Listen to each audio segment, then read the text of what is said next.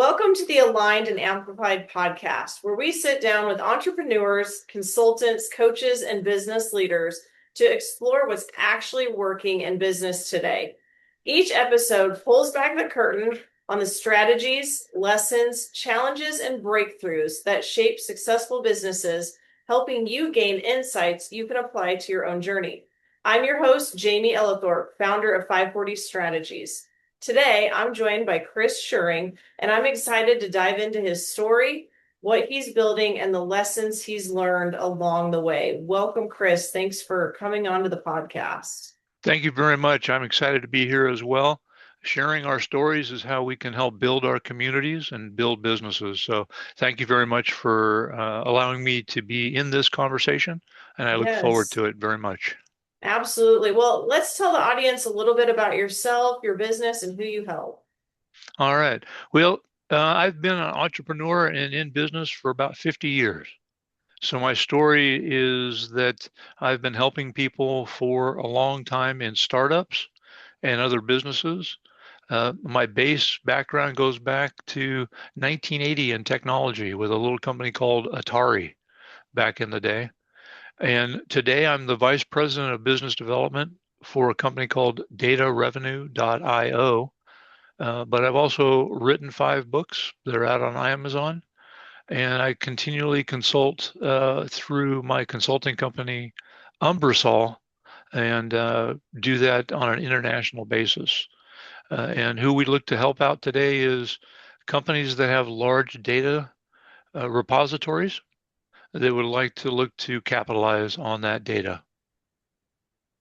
Wonderful. Well, it sounds like you've had an amazing career, and I'm Yeah. going to age myself a little bit too. I remember Atari. I was more in the generation of Nintendo, but I definitely remember the Atari days before Yeah. that all came into play. And that's amazing on 5 of your books. Which one are you the most proud of? Well, it depends upon the conversation. My biography is called Ramblings of a Lunatic Who Moved My Ritalin. So that tells my story. But the one that I'm currently most excited about is a book called Leader Canoe, which is about leadership and how when many of us, I would say in the high percentile basis, many of us, when we enter into leadership, there is no real ship. We're put in a canoe and asked to paddle upstream and learn along the way. And actually, that book currently is being optioned to do a movie. So I've been optioned, and we're going to be looking at the possibility of doing a movie around my book, Leader Canoe. That's fantastic. And as a matter of fact, that's a great lead in for the first question that I was going to ask you is what do you feel like you've really figured out when it comes to growing businesses? You mentioned the upstream, so I'd love to hear your thoughts on that. You know, I don't know if I've figured it out because it changes all the time, but really where I find my best adventures, if you will, is in understanding startups and leadership and the premise that we don't know it all. And that in leadership, it's really about the partnership we have with those that we work with, not necessarily that they work for us, that it's a partnership. And in that learning and leadership, there's always something new around the corner. And if we understand the undercurrents of everything that we're doing, we can navigate that stream and really help a lot of others along the way.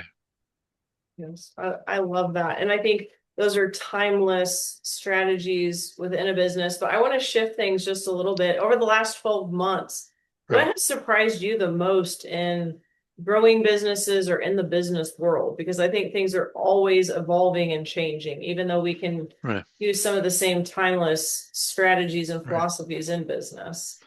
Well, what has shifted for us and for me in the last 12 months is really the incorporation of artificial intelligence, Mhm. the incorporation of international teams, right?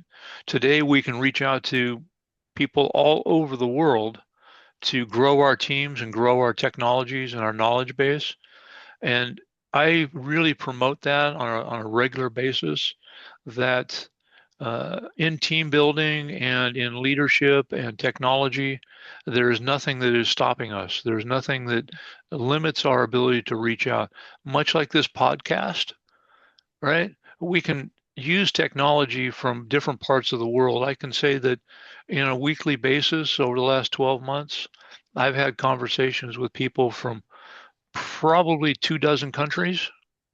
And also, those conversations range from a new person getting into technology to titans of industry. And when I say titans of industry, I was on a recent conversation with a group that is going to change the face of the industry that they're in with artificial intelligence and data repository monetization. It's an amazing time. We are in an amazing time. And if we allow ourselves to stretch our minds just a little bit, the opportunities are endless. Yes, agreed. Okay, so you just mentioned stretching your Mhm. mind a little bit. What have Yeah. you had to change In your a good mind way, about? not from a philosophical way, right, but in a good way. Yeah, absolutely. But Right, I wanted to use that term because it was a great segue into the next question that I wanted you to answer for our audiences. right, So, talking about stretching your minds, we're talking about fast moving things in tech with AI and right, being exposed to a lot of different cultures, it sounds like with your right. background. What have you had to change your mind about in business? I think I've had to change my mind around the endless possibilities, and it's a continual uh, stretching that we do. And I think what I help other people change their mind about is to remove the blinders Mhm. of what they currently do and not to be afraid to remove those blinders, right? And by doing that, the possibilities become really broad in what we're involved in. And I think a lot of startups, a lot of organizations, even CEOs of large corporations have a very myopic view of what they're trying to accomplish because of the fear of what the possibilities could be, right? And by removing those blinders, uh, there's so many avenues of revenue generation and leadership growth and team building and those kinds of things that are open to us if we just remove the blinders. I love that and agreed. So, you just mentioned really a lot of moving parts and things to focus on in business as your clients and customers are trying to be successful. What do you feel like is requiring the most attention, energy, or focus for you right now in business? I would say education and information, because the great thing and the bad thing about the global reach of technology is we have access to more information on a regular basis than we ever have had in the past, right? The old Alexandria Library is now on the internet, right? It one time was the world's largest repository of information, but it's also a risk, right? Because we don't want to place too much credence in some of the information. We Mhm. need to do our research. We need to understand where that information comes from and where it goes to. Uh, but there's no limit on the amount of research we can do on any given subject. I think it's one of the things I enjoy is that every time I'm involved in a new technology or a new opportunity, the research is vast. And that allows me to stretch my mind and stretch my vision as to what's possible. Last year, we were involved in the development of a smart city in West Africa. We had entered into that opportunity with a limited understanding of what was possible. By the time we got done with that opportunity, we understood that technologically, administratively, and operationally, there was no limit to what we were capable of getting involved in and offering. So it's really that education and allowing us to put that education into our processes, our team, and our minds that really open up everything. Yes. Never So, stop learning. Never stop learning. Always learn. I love that. I'm a lifelong learner as well, and I agree with you. We've got more access now than ever to educational resources and tools. But with that, even though part of that can feel stable, what do you feel looks to be the most uncertain in your area of business as you look into the future? It's a good question. I'm not sure I have a real cognizant answer to it because I don't see anything that's really uncertain. I think that, I'm a very positive, outgoing, positive-minded guy, and so I see that there is nothing limiting us. If I were to say there's anything that's uncertain, it's probably the 5-year future, right? Uh, there is some uncertainty, both economically and technologically, in our futures, but I don't focus on it. So when somebody says what's uncertain, I have a hard time with an answer because that's not where my focus is. But I'm sure there are a lot of pundits and so forth that would point out the uncertainties. But I tend to have a positive spin on whatever they say to put it back in the direction of opportunity. So I don't really see things that are uncertain that are a stopgap. To me, that uncertainty just provides more opportunity. Yes. Well, it sounds like you're very positive, and I love that forward approach. So, do you feel like there are any misconceptions that people might have about the work that you're doing and how you help clients? And if there are, please share those with us and correct us if Right. there's anything out there that we may not understand. There's there's always misconceptions, and it's my job to talk through those misconceptions to bring them back to a point of understanding. And right now, in what we're doing with data capitalization and those kinds of things, probably the biggest misconception is that can data actually be of value? Right now, people look at data as a tool, and they look at it as maybe a liability, right? Something they've got to spend money on.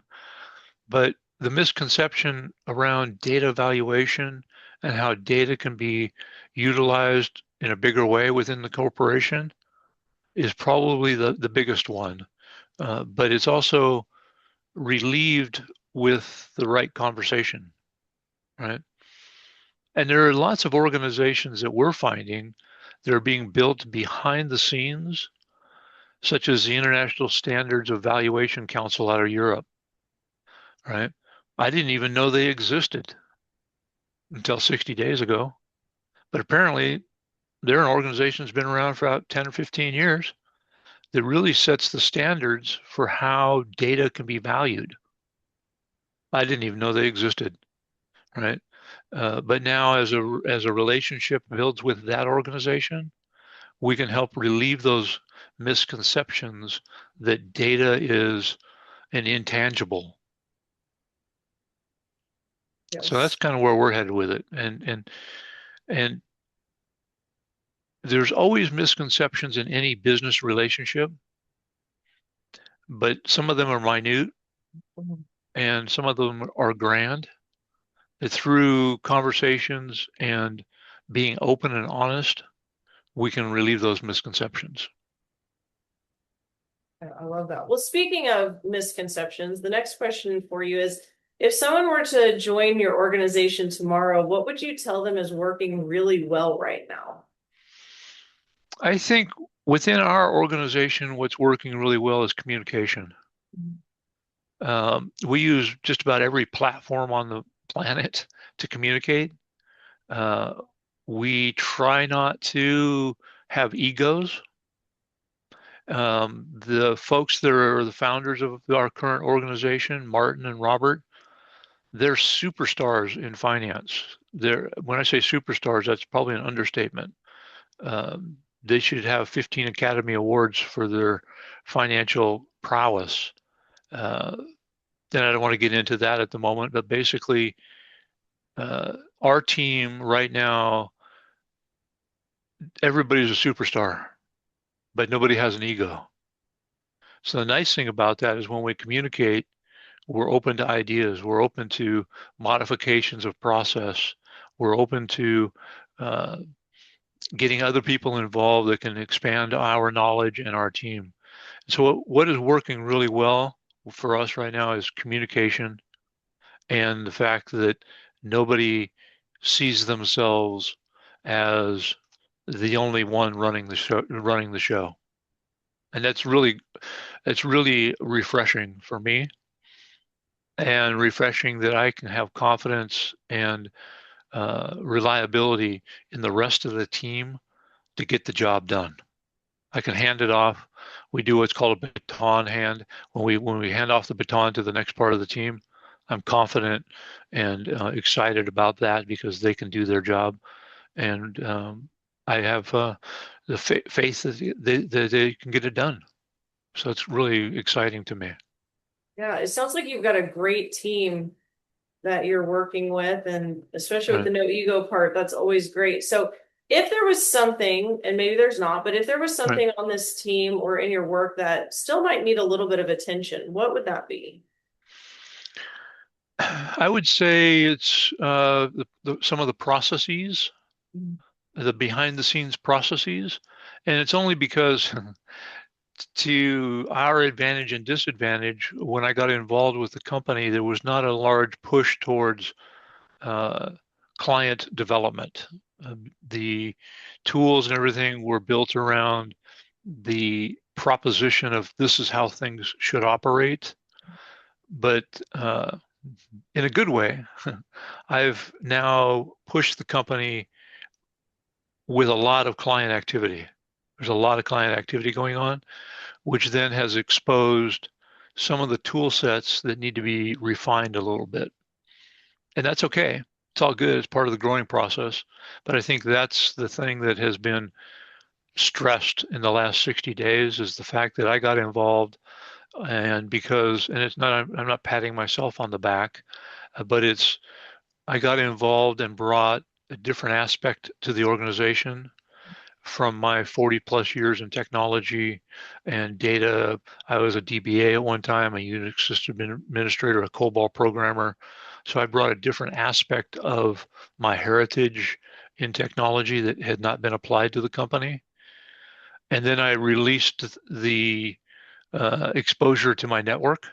And my network is rather large through LinkedIn and other social media platforms. And when I exposed it to my network, it unleashed a torrent of client activity. In this organization, in the last 60 days, I have built the largest monetary and width of breadth pipeline that I've ever built in my entire career. And I've built some pretty big pipelines, if you will, in solar and algae and carbon sequestration and a lot of other things.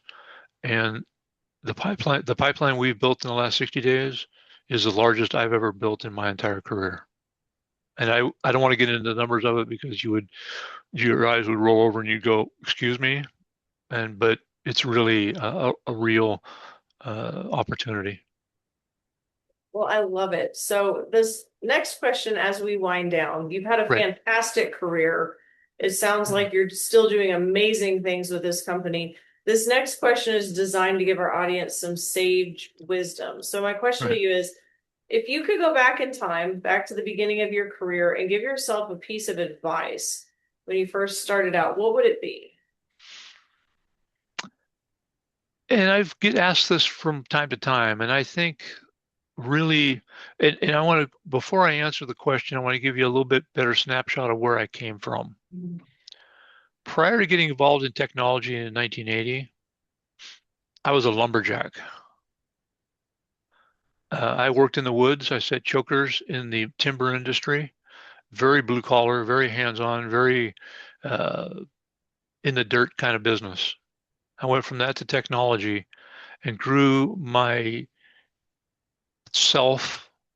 through all of that, through the dot coms, through the gaming industry, through chip developers and all those kinds of things.